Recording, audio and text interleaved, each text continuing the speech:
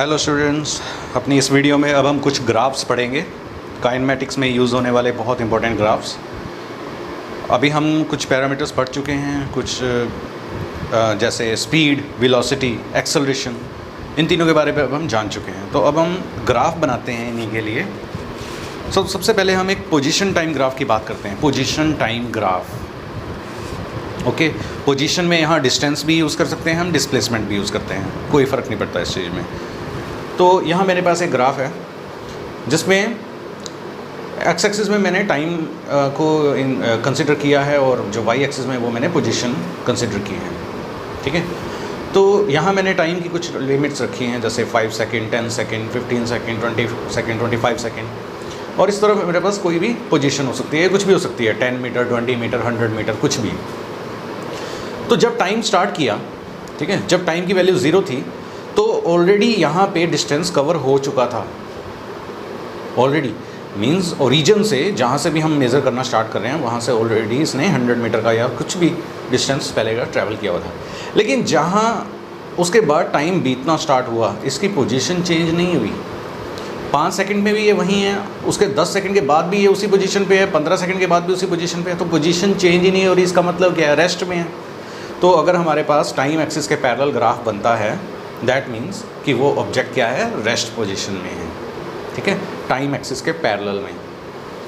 तो ये ग्राफ हमारा किसका है? रेस्ट पोजीशन का। अगला ग्राफ है हमारा जिसमें हम चलना स्टार्ट करते हैं, मोशन में आ जाते हैं, ठीक है, बट यूनिफॉर्म चलते हैं।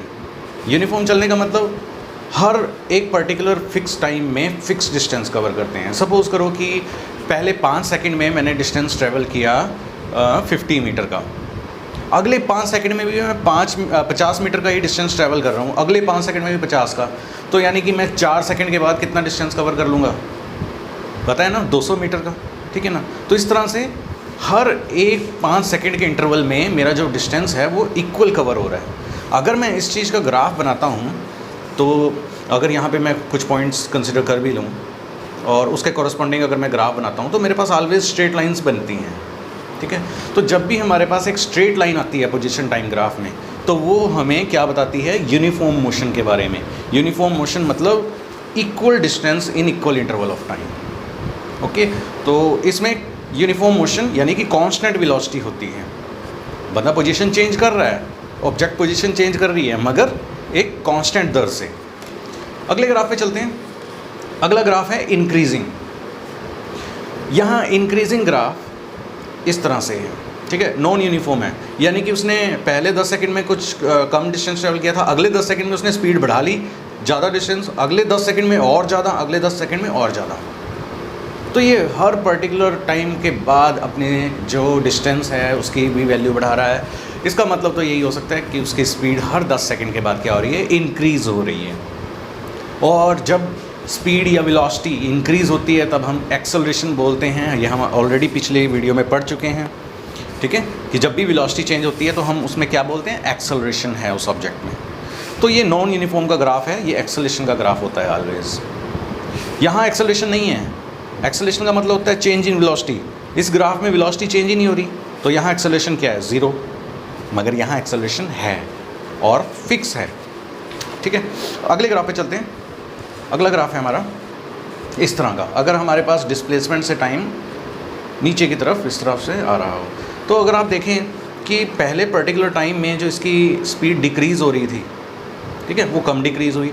अगले पर्टिकुलर टाइम में इसकी स्पीड और ज़्यादा डिक्रीज़ हुई और अगले पर्टिकुलर, तो दैट मीन्स ये जो एक्सेलरेशन है ये ओरिजिन की तरफ है। एक्सेलरेशन है यानी कि स्पीड जो इंक्रीज़ हो रही है, मगर वो किस तरफ है? ओरिजिन की तरफ, ठीक है, ओरिजिन की तरफ। ये देखो हर बार स्पीड बढ़ती जा रही है, दैट मीन्स कम नहीं हो रही, बढ़ रही है। डिस्प्लेसमेंट कम होता जा रहा है। डिस्प्लेसमेंट कम होने का मतलब हम ओरिजिन की तरफ बढ़ रहे हैं। तो अब अगले ग्राफ की बात करते हैं, नेक्स्ट ग्राफ। सो इस ग्राफ को आप जरा गौर से देखिए। अगर इस तरफ का ग्राफ मिलता है हमें, और मैं यहाँ पे ये जो 2 पॉइंट्स, ये जो 2 लाइंस ड्रॉ की हुई हैं, इसके बारे में भी अभी आपको बताऊँगा, ओके। तो सबसे पहले हम बताते हैं, देखो आप इस पर्टिकुलर टाइम को देखो। इस पर्टिकुलर टाइम में हम देखें कि वेलोसिटी का चेंज बहुत ज़्यादा है, डिस्प्लेसमेंट भी काफ़ी ज़्यादा चेंज हो रखी है, तो वेलोसिटी भी ज़्यादा है। उसके बाद अगले टाइम में ये जो ग्राफ है ये थोड़ा सा डिक्रीज़ हो गया है, ठीक है। तो इसका मतलब ये है कि जैसे जैसे टाइम बढ़ रहा है ऑब्जेक्ट क्या हो रही है, धीरे होती जा रही है। उसके बाद ये देखो अब ये जो लाइन है ये ऐसे सैचुरेट हो जाएगी इस तरह से। जब ये लाइन इस तरह से होगी इसका मतलब इसकी डिस्प्लेसमेंट क्या हो गई है, फिक्स, टाइम के साथ नहीं चेंज हो रही। तो इसका मतलब क्या हुआ कि वो ऑब्जेक्ट क्या हो गई, रेस्ट में आ गई है। तो इस तरह के ग्राफ हमारे धीरे होती हुई ऑब्जेक्ट के लिए यूज़ होते हैं, that means D acceleration, negative acceleration, ठीक है। तो ये हमारा अवे फ्रॉम ओरिजिन है। अगर यही डी एक्सेलरेशन ओरिजिन की तरफ हो रहा होता तो इस तरह का ग्राफ बनता।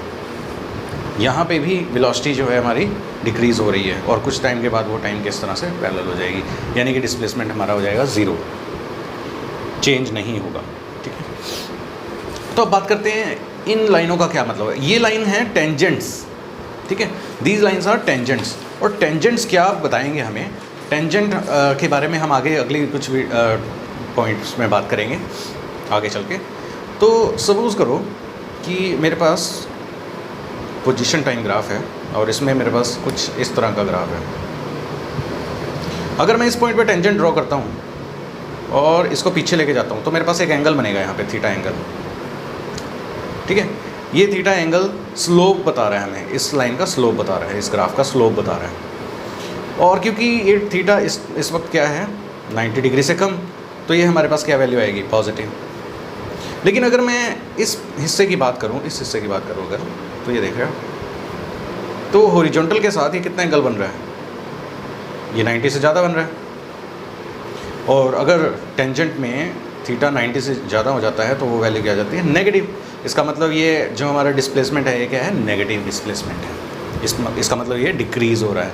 तो ये जो टेंजेंट्स हैं ये हमें देखना है। और एक और बात, जैसे ये ग्राफ है अभी, ठीक है, अगर मैं इधर बनाता तो थीटा 90 से कम होता लेकिन उसकी वैल्यू इससे कम होती। तो इसका मतलब ये है कि इसकी वैल्यू, इस लाइन की वैल्यू इस लाइन की वैल्यू से कम है। एंगल जितना ज़्यादा उतनी वैल्यू ज़्यादा, but till 90, okay.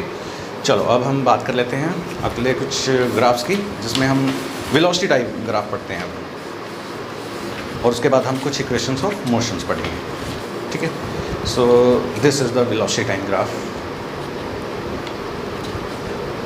Velocity time graph, तो वेलोसिटी टाइम ग्राफ का जो स्लोप है, ठीक है, टेंजेंट, वो हमें वेलोसिटी बताता है। ये आगे प्रूव करेंगे, फ़िलहाल अभी हम सिर्फ इतना देख लेते हैं कि ये मेरे पास एक वेलोसिटी टाइम ग्राफ है जिसमें पहले पर्टिकुलर टाइम में वेलोसिटी इंक्रीज़ हो रही है, इस टाइम पे कुछ और थी, इस टाइम पे कुछ और थी। उसके बाद T1 से T2 तक वेलोसिटी क्या हो गई है, फिक्स, यानी कि वो ऑब्जेक्ट चल रही है लेकिन एक्सेलरेट नहीं हो रही है। उसके बाद फिर वो एकदम बढ़ी है। तो अगर मैं 0 से T1 देखूँ तो 0 से T1 मेरे पास स्ट्रेट लाइन आ रही है, that means constant acceleration. T1 से T2 तक हमारी वेलोसिटी क्या है, कांस्टेंट, ऑब्जेक्ट चल रही है मगर एक्सेलरेशन 0 है। यहाँ पे एक्सेलरेशन क्या होगा, 0। उसके बाद T2 के बाद के टाइम पे अगर हम देखें तो एक्सेलरेशन जो है वो हर एक इंस्टेंट पे अलग अलग होगा। जैसे कि मैंने अभी पिछले आपको डायग्राम में बताया था, इधर कुछ और होगा, इधर कुछ और होगा और इधर कुछ और होगा, ठीक है। अब बात करते हैं इस ग्राफ की, वेलोसिटी टाइम ग्राफ में अगर स्ट्रेट लाइन आती है तो हमारे पास जो एक्सेलरेशन है वो पॉजिटिव होता है, क्योंकि इसका जो थीटा है वो 90 डिग्री से कम बन रहा है अभी। अगर इसके स्लोप की बात करें तो ये थीटा से ज़्यादा बन रहा है, थीटा 90 से ज़्यादा बन रहा है, तो इसका जो एक्सेलरेशन है वो नेगेटिव होगा, जिसको हम रिटार्डेशन बोलते हैं, ठीक है। और तो ये थे हमारे कुछ ग्राफ्स।